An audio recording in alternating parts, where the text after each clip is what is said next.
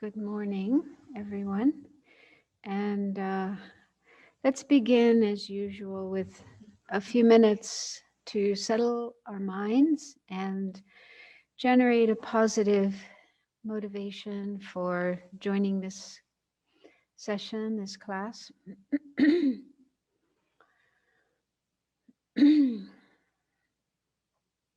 So make sure you're sitting comfortably and try to be as relaxed as possible in your body.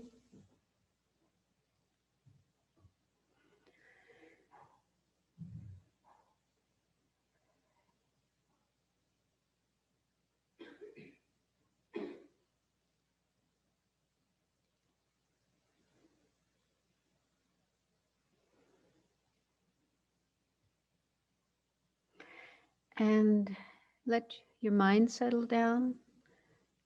Put aside or let go of any thoughts that may be there in your mind that aren't related to what we're doing right now.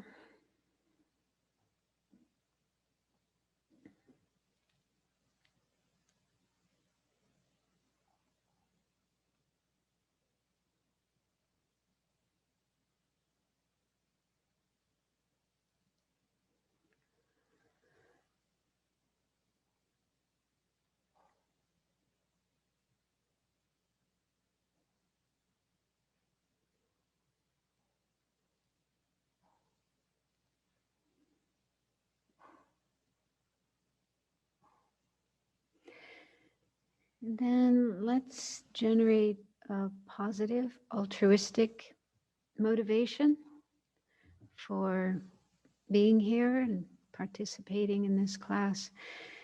So we just heard some very sad news, but there's a lot of sad news these days. Many people, especially in India, in South America, many other countries, are suffering from COVID and having difficulty getting access to the treatment they need to be able to recover. So there's a great deal of suffering right now in the world. And I'm sure we all feel the wish that we could make this suffering go away, make it disappear. That's not really possible. Even if we were Buddhas, we wouldn't be able to do that. But there are things that we can do. We can generate love, compassion, and the wish to develop our potential for enlightenment, our Buddha nature, and follow the path, practice the 6 perfections, and especially wisdom. That's the antidote to suffering and its causes. So by cultivating these in our own minds, we will be in a better position to be able to help others. So see if you can feel the wish to learn about the path to enlightenment, the Lam Rim, put it into practice to the best of your ability, and do this for the benefit of all living beings.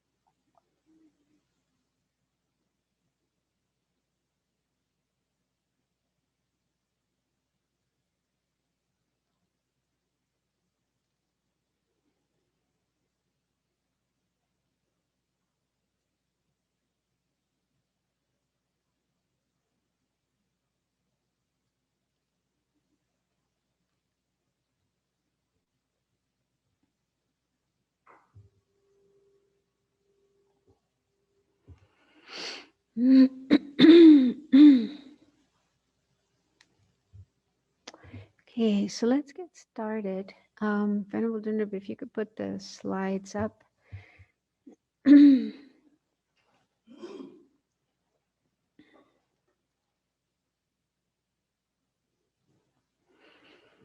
So what we're going to be looking at today, we'll finish up the topic of death and dying that we looked at last week, and then briefly look at the 8 worldly concerns, what happens when we die, 3 unfortunate realms that we could be reborn if we're not careful, and solutions to this.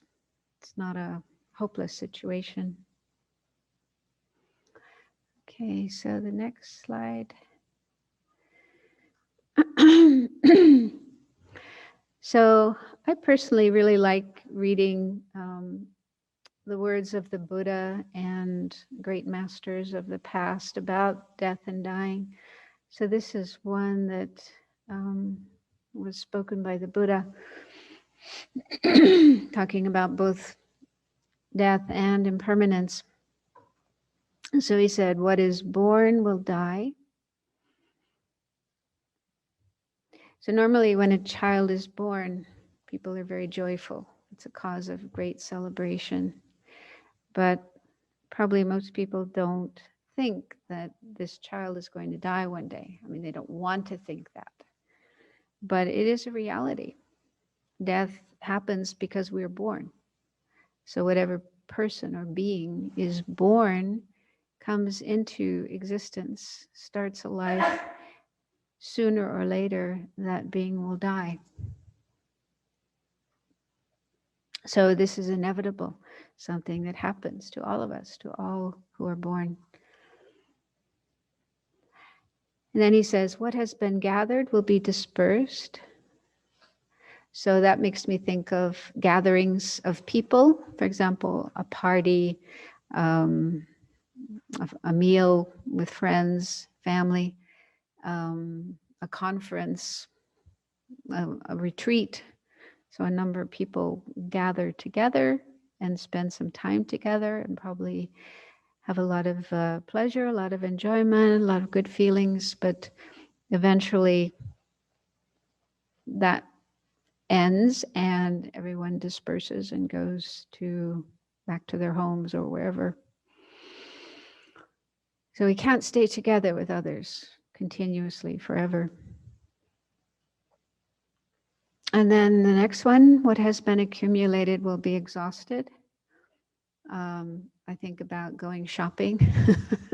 I mean, we don't go shopping here, but we have people shopping for us and bringing a big shopping load of food. But sooner or later, that disappears. All that food disappears, and then we have to go shopping again. So it's the same with any material things that we accumulate. Eventually, they run out. What has been built up will collapse. So that could refer to houses or buildings. They may last a long time, sometimes hundreds of years, but sooner or later, they too will fall apart and turn into just a pile of ruins. And what has been high will be brought low. So here we could think about people. This could include ourselves, but also famous people. Sometimes we hear stories of people who've been in very high positions in the government, in politics, or in business, or celebrities. And so they enjoyed fame and wealth and a high position and power for a period of time, but then things may happen, things may change, and they may even find themselves in prison or just in a much lower position. So nobody can be in a high position forever. People always have to move down from that. Other people replace them. They get sick. They are unable to do their work anymore and so on. So these are just pointing out facts of life, things that are part of our world, part of samsara. And we may find them depressing, but it's better to accept the reality of things, the truth of things, rather than live in denial of that. So that's the real important point in Buddhism, that we accept death and you live our lives in such a way that we are prepared for death when it does happen. Okay, the next slide. So in Buddhism, the real purpose of reflecting on death is not to end up being frightened and live our life in fear, but rather to keep ourselves on track, to make sure that the way we live our life is wise and compassionate, and that we don't do things that we would regret at the time of death, and things that could lead to an unfortunate rebirth in the next life. So reflection on death, keeping in mind the fact that we're not going to be here forever, is a real help in our spiritual practice. And also, as we saw last week, since we don't know when death is going to happen, there's no certainty. We don't all have the same number of years to live before we die. There's many causes of death, and each day we might run into something that could lead to our death. So it's important to not postpone our Dharma practice, our spiritual practice, but rather make sure that we at least start doing some practice now. And also, it's mentioned in the Lam Rim teachings that we need to practice purely. We need to make sure our Dharma practice is pure. And that word is used in the book, The Easy Path, but it doesn't elaborate on it. What it really means is that we practice with the right attitude, the right motivation. And the bottom line of that is that we keep our mind and our motivation free of the 8 worldly concerns. So these aren't mentioned in the Easy Path book, but they are mentioned in other texts. And I'll just briefly mention them here, but you can do your own research and find out more about them. It is important to be aware of them and to try to make sure, it's hard, but at least try to keep our mind and our practice and our life as much as possible free of these 8 worldly concerns. So there are 4 things that we are attached to and 4 things we are averse to. And they're kind of like opposites. So we tend to be attached to gain. We want to acquire money, possessions, things, stuff. And this is normal. But especially, I think modern society is... we get these messages that that's the key to happiness. The more stuff you have, the more happy you will be. But if that was really true, then the millionaires would be the happiest people of all. But we hear stories about how they have problems and sometimes even commit suicide or become addicted to drugs and so on. And I'm sure we have our own experiences as well, that, you know, you get something you want and you thought this was going to make you happy forever and ever. But after a while, you know, that happiness disappears. So these can interfere with our practice of Dharma because it's possible that we may have the thought like, oh, if I learn Dharma and practice Dharma and learn meditation, maybe I can become a teacher and then I can charge money, you know, give teachings, teach courses and retreats and so on, and charge money, and then I could make a lot of money. Now you may think, oh, nobody would think that way, but I have heard, I have heard of people who think that way. I've met one as well. So it does happen. So we need to be careful that that isn't our motivation for learning and practicing Dharma. And the second one is pleasant experiences. So this mainly has to do with sensory pleasures, like beautiful objects that we see, hear, smell, taste, and feel with our body. So again, ordinary beings tend to be very attached to these and want more and more of these pleasant experiences. And that can interfere with our Dharma practice in various ways. For example, when we're trying to meditate or trying to focus on teachings, study, then our mind can be distracted by past experiences that we had that were very pleasurable. And we find our mind just wandering off into this holiday, this vacation that we had last year in the Bahamas, or fantasizing future experiences that we would like to have. So this becomes a big distraction in meditation, making it very hard for us to keep our mind focused and then get the results of our meditation practice. And then praise. We like hearing people say nice things about us, pointing out our good qualities, complimenting us, and so on and so forth. So that always feels good. But again, this is an attachment that we could get carried away with, and that could mess up our motivation, such that we may think, oh, if I'm a good person, if I behave in a certain way like a Buddhist is supposed to, people will like me, people will praise me, people will say all these nice words about me. So it's subtle, but we do need to be aware of that and not let that be our motivation. I think it's obvious that these 8 worldly concerns are very much about me, about myself. So they're very self-centered. I want these nice experiences for myself. And that's just going to perpetuate our ego and our self-centeredness, which are obstacles to progressing on the path, especially becoming a Buddha to help all living beings. It's difficult to be completely free of these. In fact, we have to gain the realization of emptiness to be totally beyond the 8 worldly concerns, but we can at least be aware of them when they arise in our mind and be aware that they are not healthy, and not feed them, but use antidotes. And in fact, one of the best antidotes is meditation on death and impermanence.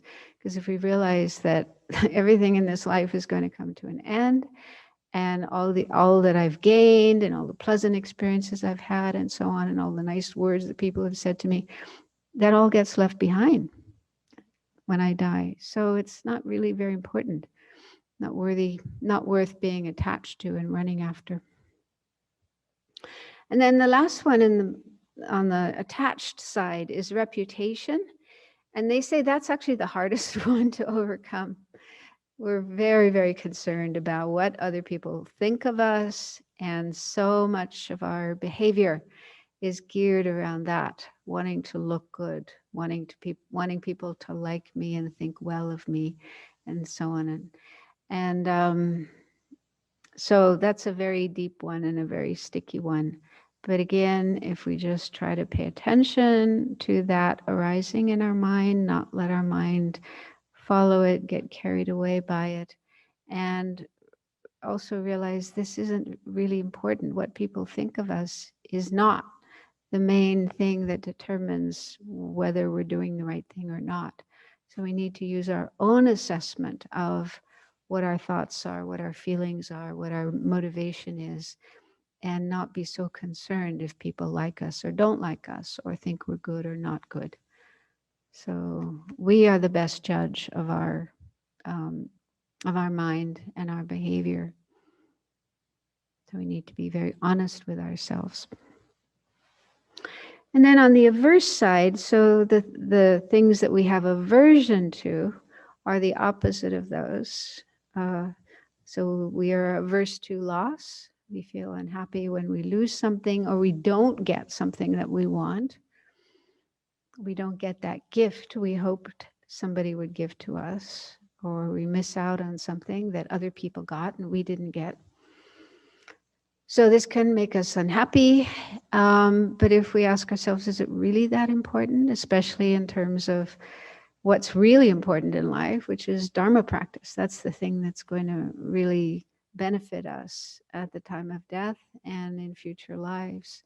So this little gizmo or gift or nice thing that we hoped we would have. Is that really so important? And then the next one is unpleasant experiences. So again, this is quite normal. We don't like to see unpleasant things, hear unpleasant sounds, smell unpleasant odors, tastes, feelings in our body, and so on. But if we let our mind get carried away with feeling unhappy, feeling aversion, getting upset, maybe even starting to think about doing something to the source of that unpleasant experience that might be harmful to them. So then this is very, very negative. So it's best to just notice that this feeling of aversion has come up. Notice that aversion is an unhelpful state of mind. It's a kind of anger, actually. It's a kind of anger or hatred. And so if we let ourselves get carried away with that, we're feeding and perpetuating that state of mind, which is one of the main causes of suffering. We'll get to that later in the middle scope of the Lam Rim, looking at the delusions or the afflictive emotions that are in our mind and that are the cause of suffering and how we need to overcome them. But if we can at least notice the arisal of aversion as well as the arisal of attachment and recognize these are unhelpful states of mind and they interfere with our Dharma practice. And again, meditation on impermanence and death is really helpful. I mean, for me, I really like just thinking about the impermanent nature of things. Whatever unpleasant experience there is, it's going to pass. You know, like right now, there's a whole bunch of turkeys hanging out in the trees right below my house, and they make a horrible amount of noise early in the morning and before bed, and it's very unpleasant. But I say to myself, it's going to end. It's not going to last forever. And that helps me to put up with it. So impermanence is a helpful tool to just remind yourself, whatever unpleasant experience there is impermanent. It's not going to last forever. It helps you to bear it more. And then the third one is blame. So this is when we are criticized or blamed, or people say unpleasant words to us, things that we don't want to hear. So again, it's normal that we feel this way. We're unhappy about that. But is it worth getting upset about, getting angry about, getting into a conflict, and possibly creating negative karma with our speech or even with our fists? So again, it's something impermanent. People's words, they say these words, but it's fine if you want to communicate with them to try to clear up if you feel there was a misunderstanding. That's fine, but not to do it with anger or hatred and the desire to revenge or the desire to get back at them, to hurt them in return. So again, something to be aware of, look out for. And then lack of reputation, the last one.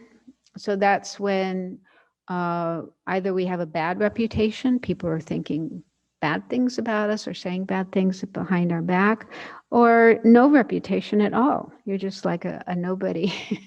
People don't know about your accomplishments, your achievements, who you are, what you've done, and so on. So again, this is just very common, a huge source of attachment and aversion in people's minds. And if we ask ourselves, does it really matter? Is it really that important? Especially in the context of what, this life is impermanent. It could end at any time. Our mind is going to leave this life and leave everything behind and go on to another life. Is it really important what people say, what people think about me?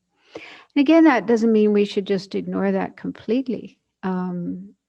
If we feel that someone has misunderstood something we've done, and we would like to try to communicate with them about that and clear up that misunderstanding, that's fine to do, but not to do it with anger and aversion and with strong egoism, attachment to reputation. So these are difficult, very, very difficult. So don't expect right away you're going to be able to get beyond these. But it's something to be aware of, especially with our Dharma practice. We should really try to make sure that these don't creep in and mess up our motivation for practicing Dharma. Okay, so let's move on. So what happens when we die? According to Buddhism, death is the point at which our mind and our body separate.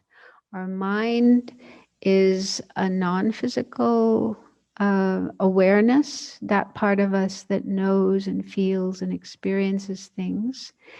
And that separates from our body, which is all the physical parts of us, everything made of cells and molecules and atoms.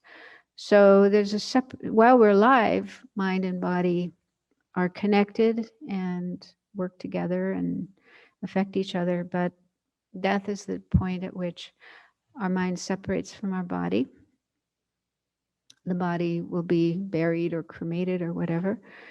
And the mind, first of all, goes into what's called the Bardo, or intermediate state. That's the state in between one life and the next.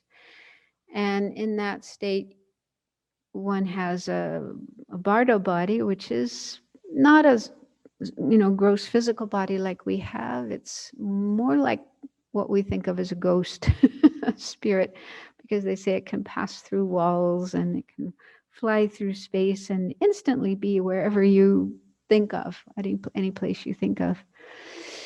And the Bardo is just a temporary situation while one is searching for a new life. And that will happen within 49 days. I mean, it could happen immediately, right after death, but the maximum amount of time in the Bardo is 49 days. So within that period of time, one finds a new life, a new body.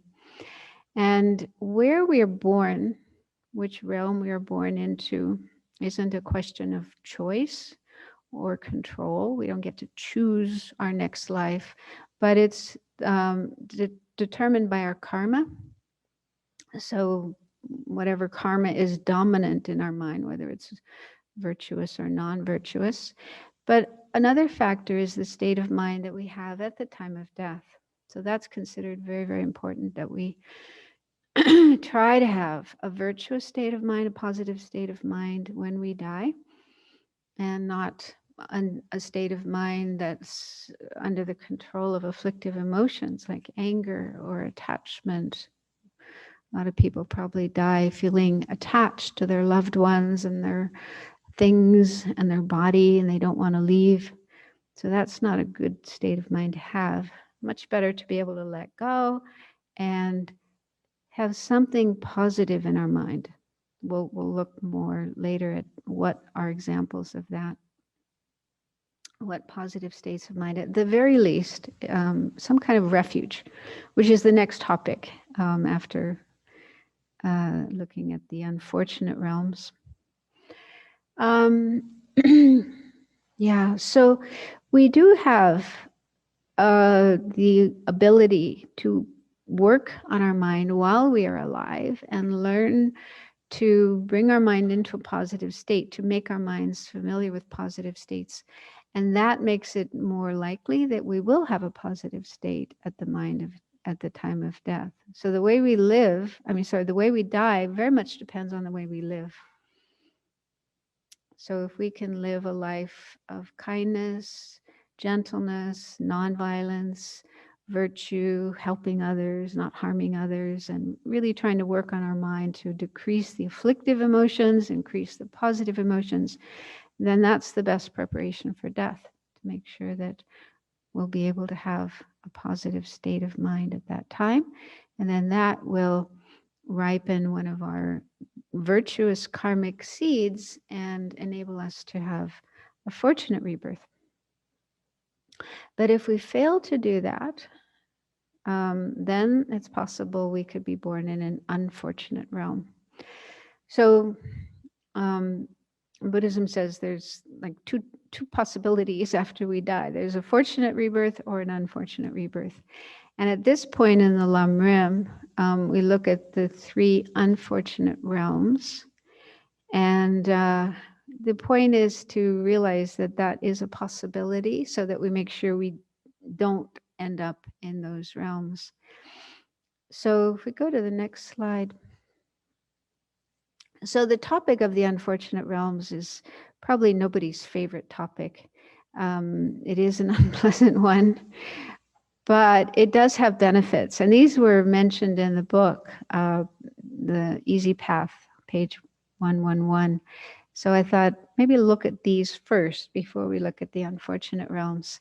So there are benefits to being aware of and reflecting on the unfortunate realms. The first benefit is that it will impel us or motivate us to refrain from creating the causes, because these unfortunate realms come about as a result of certain causes, mainly non-virtue, negative actions like killing, stealing, and so forth. And so if we can accept that and understand that, we'll want to not create those causes, to avoid creating those causes, purify any of those negative actions that we may have done in the past, and really try to make sure we create virtue causes for fortunate rebirths rather than unfortunate ones. So that it really helps us to straighten out our karma and live our life in accordance with karma. Another benefit is it helps us to generate renunciation, the determination to be free of samsara. So it just makes it much more clear that samsara is a terrible place. Because it says, even if you're in a fortunate rebirth for a period of time, even in the God realms, as we looked at last time, they may last a really long time and be really, really wonderful and pleasurable with very little or no suffering. But sooner or later, that comes to an end. The life in that realm comes to an end. And once again, there's a possibility of taking rebirth in an unfortunate realm. So the whole of samsara is terrible. It's like a prison or like a concentration camp rather than like a beautiful, pleasant park. So it helps us to see the real nature of samsara so that we generate the determination to free ourselves from it and help others be free of it as well. Another benefit is that our own problems will seem more bearable.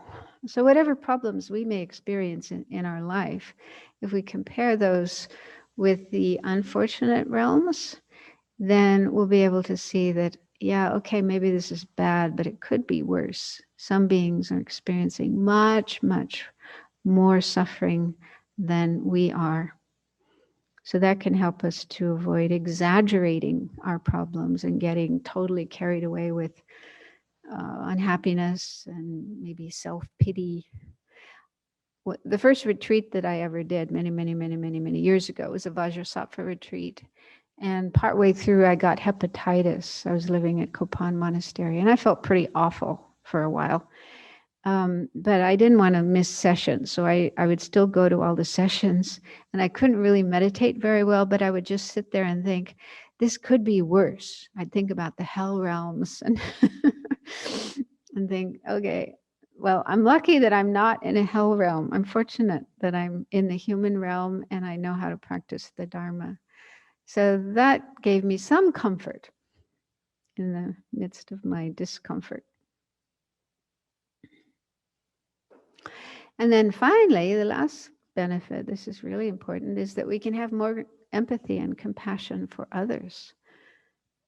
So there are beings suffering in those unfortunate realms. And especially if we want to follow the Bodhisattva's path and reach enlightenment, we have to know about the suffering that sentient beings are experiencing so that we generate the strong compassion and love and the determination to help them, which motivates the Bodhisattva's path. Motivates those who wish to become fully enlightened to help all living beings. So we can't just say, well, I don't want to know about all that suffering and I still want to become enlightened. It probably won't work.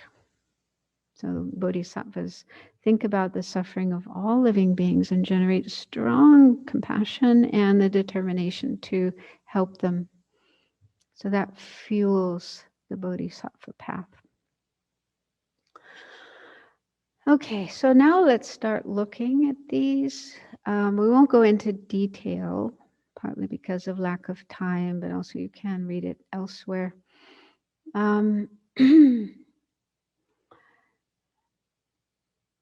So again, the main point at this point in the Lam Rim of looking at these unfortunate realms is to clearly understand that if we were to be born in any of them, it would be a disaster. Because not only would we have a lot of problems, a lot of suffering, but our chance of practicing Dharma would be almost non-existent. It's almost impossible to do any Dharma practice in these unfortunate realms. So that means, we spend all this time suffering, but we are unable to progress further on the path towards liberation and enlightenment.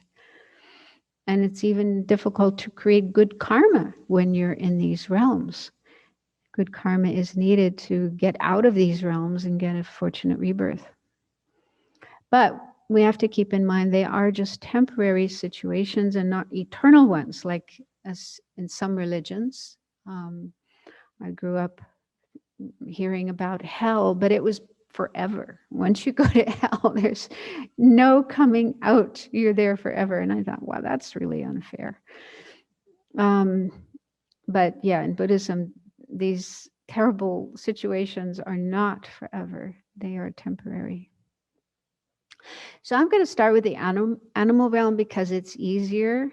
I mean, we can't deny the existence of animals, although we may have a hard time accepting that we could become an animal. But if you have that attitude, then it's good to check that. Just because we're a human being now, we have a human body, does that mean we're guaranteed to always be human in all our future lives? So we tend to identify very much with what we are now, the way we are now, as if this is something that's going to last forever. But is that really a realistic view? And another problem sometimes Western people have is we may not always recognize the sufferings of animals. We sometimes romanticize the lives of animals and think, oh, how wonderful it would be to live out in the forest, to be free, not have to wear any clothes, not have to go to school, so whatever. I don't know what people think, but people do sometimes think, oh, life as an animal would be so nice, so lovely. So we might be kind of blind to their sufferings. So these are just some of the sufferings mentioned in the Lam Rim. Animals in the wild, not all of them and not all the time, but many of them suffer from hunger. They can't always find food to eat. They may go long periods of time without finding food.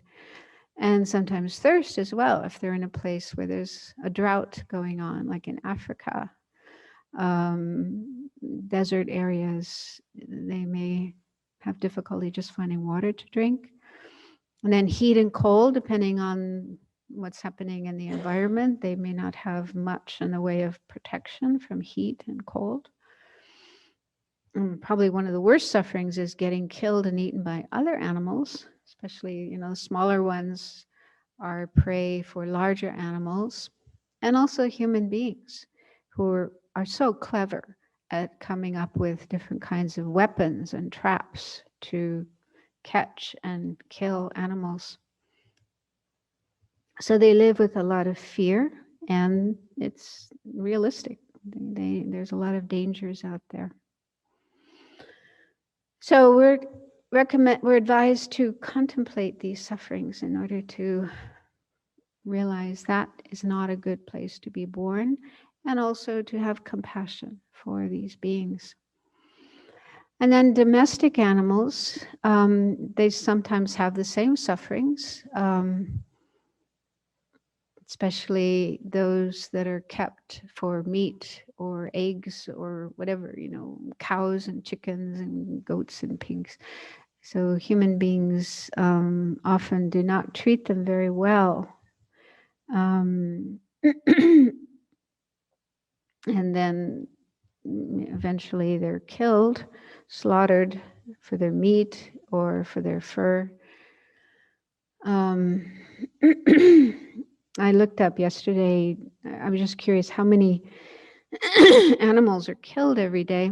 And one website called Sentient Media had an article saying that more than 200 million land animals are killed for food around the world every day. This was in 2018, so that's 3 years ago, so it's maybe even more now.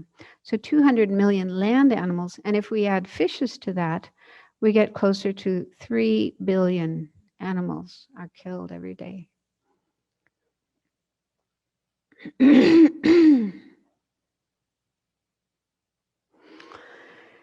And even our pets, you know, people in the West love their pets and take very good care of them, but they have suffering too.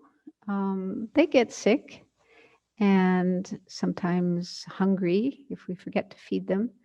They have pain and they are unable to tell us what's wrong with them. So we just have to try to figure it out or take them to the vet. So they have sufferings too. And they also lack freedom. Sometimes they're kept in cages or tied up or not allowed to just do what they want.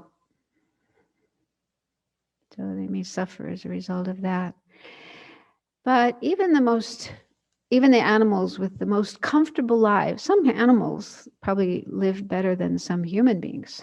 A lot of human beings are, you know, lack in food and medical treatment and homes and so on. So some animals are more comfortable than human beings. But it's said that the worst suffering of animals is their limited intelligence. Their minds or their brains are just not able to develop to the point where they can understand the Dharma, even to understand karma, what kind of actions are virtuous, what kinds of actions are non-virtuous. So they can't even understand that and live in accordance with that. So in terms of practicing Dharma, almost impossible. Not completely impossible, because there are things we can do, like recite mantras to our animals and take them around holy objects, circumambulate. So that helps them have some positive imprints on their mind. So the causes for being reborn as an animal are creating the 10 non-virtuous actions. We'll look at those more later when we get to the section on karma, but killing, stealing, and so forth in a not so intense way and without very strong delusions. Okay, so some kinds of negative actions, non-virtuous actions, are really intense and really, really negative, and others are milder. So I was thinking maybe one example of a low-level non-virtuous action would be absent-mindedly swatting a mosquito. If you just have the habit to kill mosquitoes and a mosquito is buzzing around and you just hit it, there may not be strong anger or attachment there. It's just a habit. So I'm just guessing that might be one example of a low-level non-virtuous action. And we have to understand karma is not fate. So even if we do create negative actions, non-virtuous actions, it's not like they're carved in stone and there's nothing we can do about them. We can purify them. So it's not definite that we will experience the suffering results that might otherwise come. Okay, the next realm is the hungry ghost realm. And this might be easy to accept by some people. Some people see ghosts. There's lots of ghost stories everywhere in the world, everywhere I've been. And some people may have even seen them. So the sufferings of the hungry ghosts are mainly as the name implies, extreme hunger. They live in a situation where they're hungry but unable to find food, or they find just a small amount of food, not enough to satisfy their hunger. Also thirst, but extreme forms of hunger and thirst, worse than animals. And also sometimes heat and cold in the environment where they live. And also fear. It said sometimes they'll find some food, like maybe a tree with delicious fruits on it, and they rush towards it to get the fruit. But then there's some protectors, some beings who are there, not allowing them to get this fruit, and maybe even attacking them and harming them. So they have a lot of problems, a lot of suffering in this realm. And the causes to be born in such a realm are, again, the 10 non-virtuous actions done in a more intense way than the ones for animals. So a kind of moderate or middling amount of intensity and delusions. This will become more clear when we get to the topic of karma. Also having a lot of craving, desire, and miserliness, being very attached to whatever you own and not wanting to share it with others. So it's the opposite of generosity. So that's another big, important cause of such a rebirth. I was just thinking about the story, The Christmas Carol, and Scrooge, the main character, was visited by his partner, Jacob Marley, who had died not long before. And it kind of, I mean, this is all fiction, it's just a story, but it kind of looked like Jacob Marley had been born in the hungry ghost realm. He was really, really miserable, and coming back to tell Scrooge, don't do what I did. So he had a second chance. Okay, so next is the hell realms. And I personally had a lot of struggle with this, and I'm sure many other people do as well. Partly maybe my upbringing, being brought up in a Catholic family and hearing about hell. And then when I came to Buddhism, and there were so many things about Buddhism that I really loved, I was really attracted to. But then when it came to the hell, I thought, oh no, not again. I thought I left this behind. So in my own mind, I wanted to just deny their existence and think that there's no such thing as hell. I wanted to live in a universe where there was no hell. But what helped me to be more open and accepting of the hell realm was just to look at this world in which we live and recognize that there's a lot of sufferings that human beings go through that are like hell. For example, war.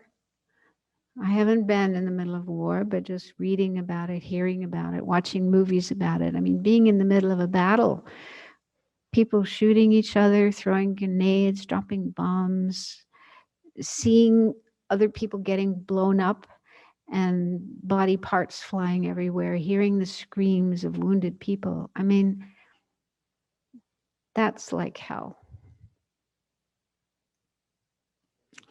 And also torture. You know, we hear stories of people who are captured and tortured, sometimes every day, again and again and again, subjected, deliberately subjected to unbearable pain by people who have no compassion and actually want you to experience pain. I mean, that's like hell. Or being burned in a fire. That sometimes happens. People are caught in a burning building, burning house, and their whole body may be covered with burns if they even survive. And also mental illness. I've heard stories of people who, because of some mental illness, are are in a kind of mental hell. They have visions of beings, people, or monsters trying to attack them, or they believe that all the people around them are out to get them, want to hurt them. Nobody can be trusted. So that sounds like a kind of hell as well. So if we can't deny that these kind of experiences do occur in this world among human beings. So if that is the case, why would it not be the case that there could be other places, other worlds where such experiences occur, and maybe even worse? So for me, that was really helpful to open up to the hell realms and realize, even though I don't want them to be there, I can't deny them. I cannot prove that they don't exist. So in the Lam Rim, there's detailed descriptions of the different hell realms, 18 altogether, 8 hot hells, 8 cold hells, neighboring hells. Neighboring hells are outside the main hells, the hot hells and the cold hells. So it said that after spending time in one of the main hells, then you leave that, you die from there, but you find yourself in a neighboring hell where the sufferings are not as extreme, but they're still bad. So you have to pass through those on your way out. And then occasional hells, I don't think that was mentioned in the book, The Easy Path, but those are situations where a person will experience, will have hell-like experiences for part of the time, but at another time not have them. So, for example, like during the day, they may be in a hell-like experience, but then when the day ends, night comes, then they have this heaven-like, this, wonderful situation. So from one part of the day to another, they can go from heaven to hell, and then back again. So that sounds kind of weird, maybe, but they do have stories about that. Well, one story I remembered was a person had been a butcher. I think at the time of the Buddha, this person was a butcher, and learning about karma, the person thought, oh, wow, I'm killing a lot of animals every day, and it's not good to do, but I can't give it up because it's my livelihood and I don't know what else to do. So this person made the vow that they would not kill at night. So they killed during the day, but during the night they abstained from killing and created virtue. So as a result of that, in a later life, they had hell-like experiences during the day, but heavenly, pleasant experiences during the night. So that's why an occasional hell would come about. So the main causes for being born in the hells are creating the 10 non-virtuous actions with a great amount of intensity and delusions. So, for example, committing murder with intense hatred, really wanting to make that person suffer, and maybe doing it in a way that does cause them a great deal of suffering, like torturing them beforehand, maybe, verbally and psychologically torturing them as well as physically torturing them. So like a really horrible act of killing might be a cause for birth in hell. Or mass killing, mass murder, being a terrorist or killing many, many people. Also the 5 heinous actions, we learned about those before: killing mother, killing father, and so on. Those are extreme negative actions. Breaking vows. So if we take vows, like monk, nun vows, monastic vows, bodhisattva vows, tantric vows, so making a promise to do a certain action and then breaking it deliberately. And again, not doing anything to purify. That's an important thing to add, because there's no karma that's so bad that it cannot be purified. So if we do any of these negative actions, there are methods, there are antidotes, which we'll get to later in the topic of karma. So if we do something negative and we don't purify it, don't do anything to clear that up, then we're creating the cause for an unfortunate rebirth. So, next slide. There are solutions to this. We don't have to take rebirth in these realms. And these solutions are the next two topics that we'll come to in the Lam Rim. And this completes the small scope meditations. So the first one is taking refuge in the three jewels, Buddha, Dharma, and Sangha.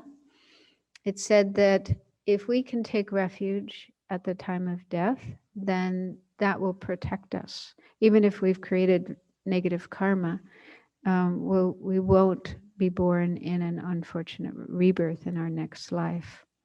So that's kind of a short-term solution to an unfortunate rebirth, at least in the next life. So we'll learn about refuge in the next session of this class. And then the real solution is karma, because it's really our karma that determines where we are born, what kind of experiences we have, and what kind of opportunities we have, and so on. So it's really, really important to learn about karma. Basically, what kind of action, karma means action. So what kind of actions lead to suffering, like these unfortunate rebirths?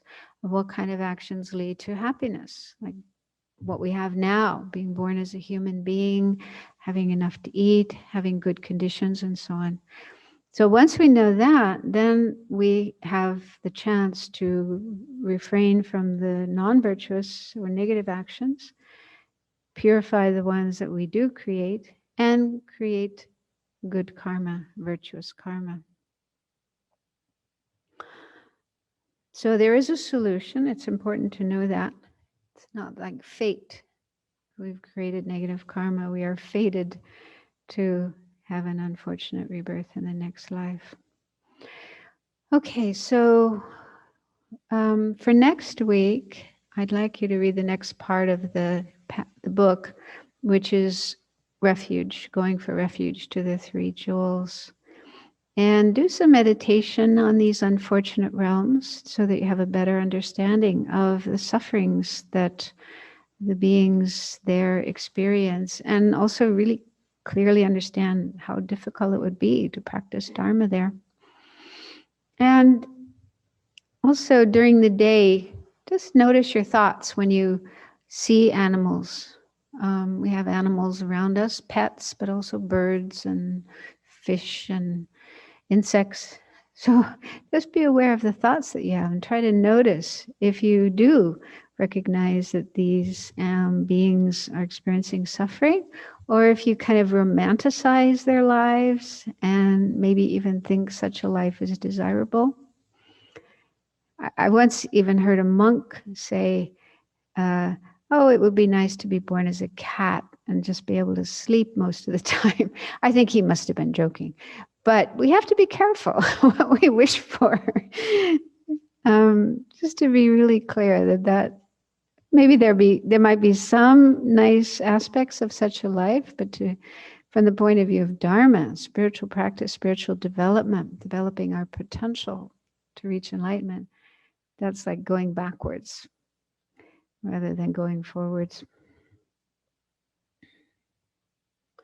And then if you do have any questions, we've run out of time for today, but if you have questions, you can send them to this Thubten Norbu Ling website or Thubten Norbu Ling email address, I should say, and then I'll take care of those next time. So let's just take a few moments to do a dedication of the positive energy we've created during this session. We started off with a positive motivation and altruistic intention, wanting to do what's beneficial, not just for ourselves, but for others, for the world. And that was our reason for listening to this class.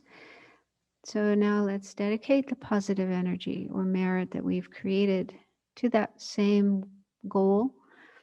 So let's imagine sharing it with all living beings, wishing that it will help them be free of their suffering, the immediate suffering that they have, and the causes of suffering, such as negative karma and afflictive emotions that lie in their minds.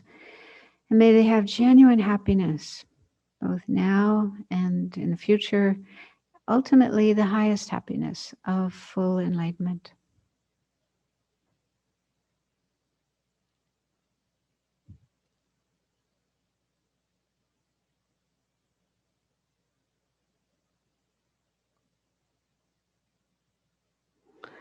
Okay, so thank you. See you next week.